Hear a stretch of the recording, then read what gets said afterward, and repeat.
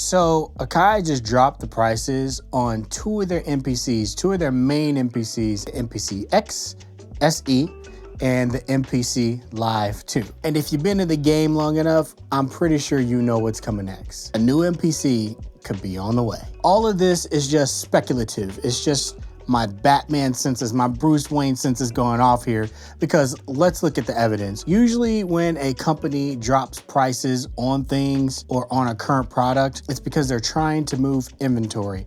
And what they'll do, they'll start bundling it with something else. So people that were on the fence could get off of the fence, but that allows them to move the inventory that they currently have now. It's done in every industry. So this is what I think Akai is going to do right here. I think that we're going to get 3 MPCs, not all at the same time, but I think we're going to get 3 new ones. So I think Akai's market has shifted. This is why I think we're getting 3. Look at who they had at NAMM this year. They had Beats by J Black performing live.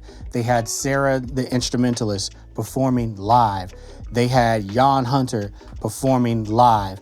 The list goes on and on and on, and people were using the MPC Live. As a matter of fact, I would argue that at this year's NAMM, Akai had the best showing out of all of the vendors there, all of them. That's just my opinion. So when you look at those people that are performing live, who are those people? They're content creators. They're people that perform live on the spot. And that's where I think Akai is moving. I think they're going more into the sound design element, and they're pushing more into content creation, because they're a for-profit company and they can probably see the curve coming if they're already not inside of the curve. So they're like, hey, you know what we should do?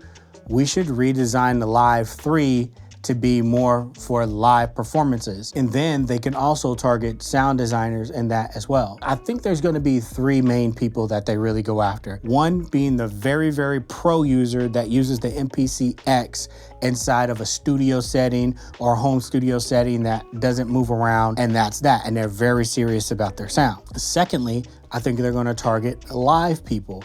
People that do content creation, people that take their MPCs and go perform, things like that. And then I also think they're gonna be targeting the semi-pro person, person trying to just get their feet wet, get into it, really don't wanna invest a ton, but like sound design, etc., making beats, etc. So in this video, let's talk predictions, wish list, and a couple of things that I would really like to see come into the MPC.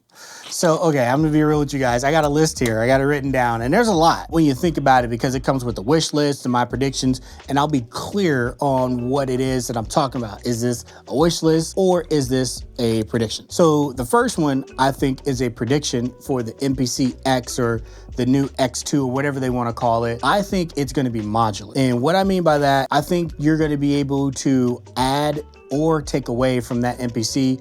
You can add more channels. You can add a different configuration. Maybe it has AES on it. That'd be super cool, but something like that. I think in that way it will be modular, which brings me to my next point. I think the new X, the big boy, I think that's gonna have its own preamp to preamplify your sounds. Now, I know that's a stretch, but think about it. We've had a lot of talk in the community over the past years about the sound of the MPC X, and to be quite honest, those converters are really good in it. They're very transparent. They're very good.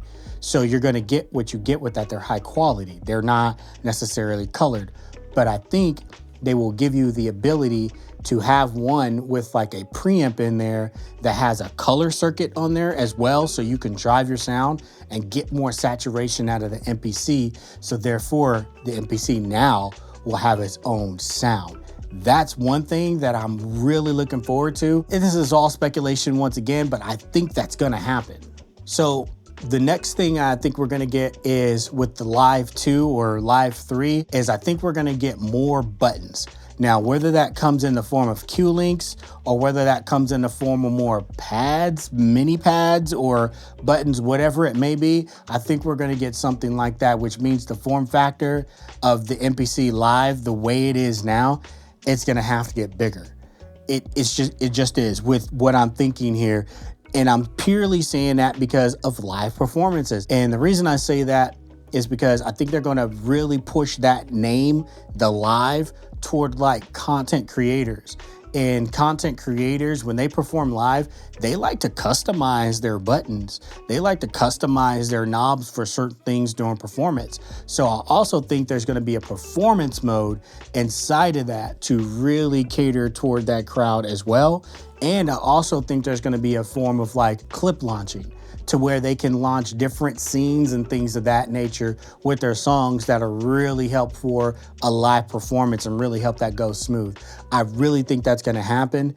I mean, it's just kind of smart, especially if they're going for that new audience, because think about it, that new audience that they're going for is like FL Studio producers, Ableton producers, DAW producers that they're really trying to bring in to the MPC world, which is why I think we've seen a big upgrade with MPC 3.0. It functions more like a DAW than anything. So I think that's gonna happen.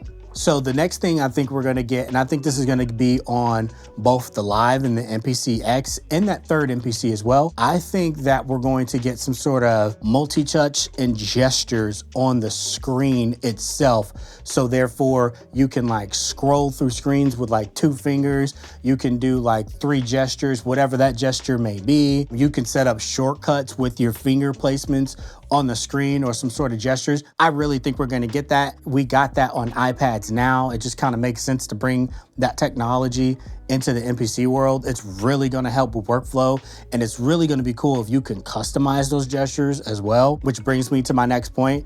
I think once these come out, I think we're gonna get an update with the 3.0 software. I think we're gonna have a customizable UI the way that you want it. So if you want to have your sampler be your startup page, then that's that. But I think we'll be able to resize screens. We'll be able to bring certain icons, just move it the way that you want.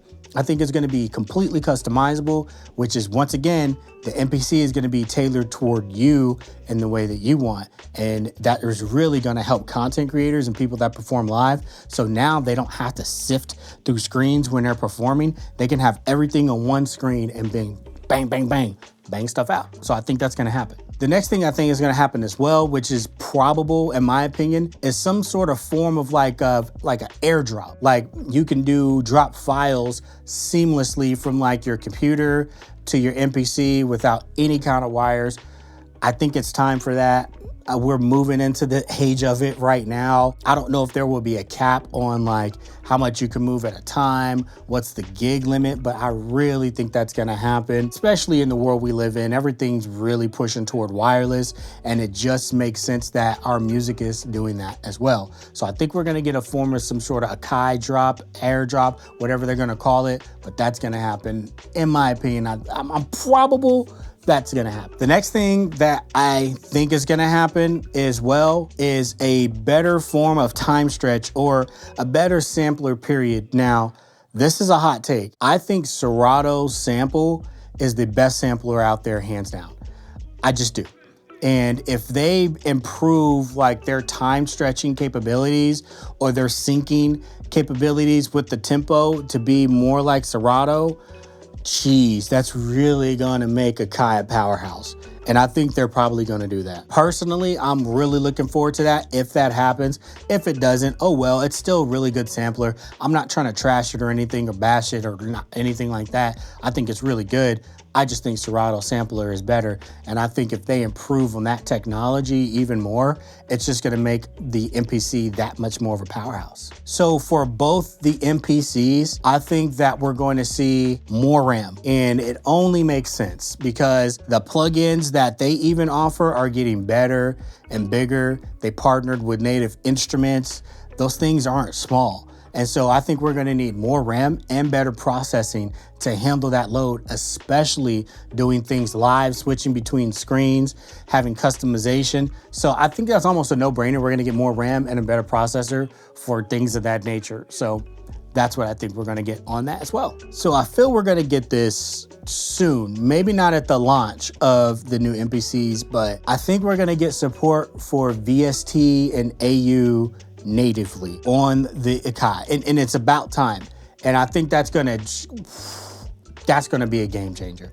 I know people use that a lot, but think about it. That's gonna be a game changer to have your plugins run natively in the Akai MPC in basically their DAW. dude, let's go. If that happens, I feel like it's game over for a lot of other samplers. It's already game over for samplers, but if that happens, yes, let's go. So do I think that's gonna happen at the start? Probably not, because there's a lot of manufacturers out there, so they're getting their ducks in a row. And I think the Native Instruments thing is kind of like a soft cushion into that space there, a soft push into that space, and it's only gonna go further. So I think we're gonna get that. So for the MPC Live III, I think we're gonna get a bigger battery. It's kind of no-brainer. And I also think we're gonna get fast charging with that battery as well. Now that's gonna be cool. A battery that can last longer and charge faster, that's gonna be something that a lot of live users are gonna really love, especially if you travel and you do events a lot and you don't want a bunch of wires in the back of your stuff. I think we're gonna get that for sure.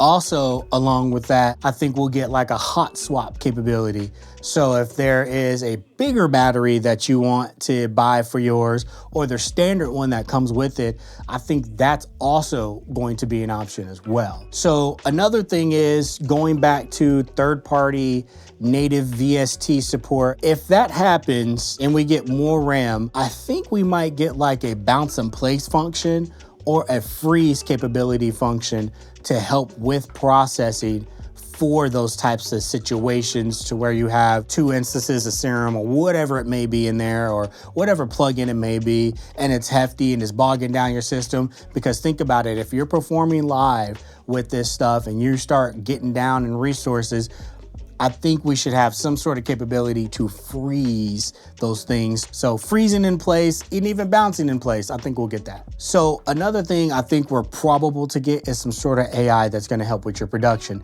And I think mainly with like Splice. They already have Splice. They already have a partnership with Splice. Splice is currently doing that with Studio One and it works fantastic. The bridge function with Splice works really well. So I think we'll get some sort of functionality like that, but with some sort of AI to either help you be more efficient, to help you find sounds that go with your beat, or to help with some organization, file management, things of that nature. In the beginning, I think it's gonna be very minimal, but they're gonna build on it. And you know, in a year or two, it's gonna be full blown. So I think we're gonna get that as well.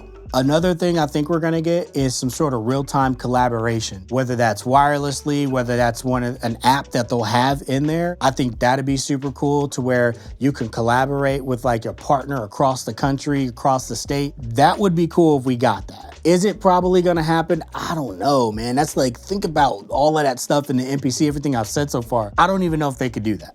How would they do it? I'm not sure, but that would be super cool. I guess that goes more of on like a wish list type of thing, but I think that would be cool too. Some sort of live collaboration feature. Also, I think we're gonna get a different colorway for the MPC keys. Maybe a white, maybe a black, or something, the key 37.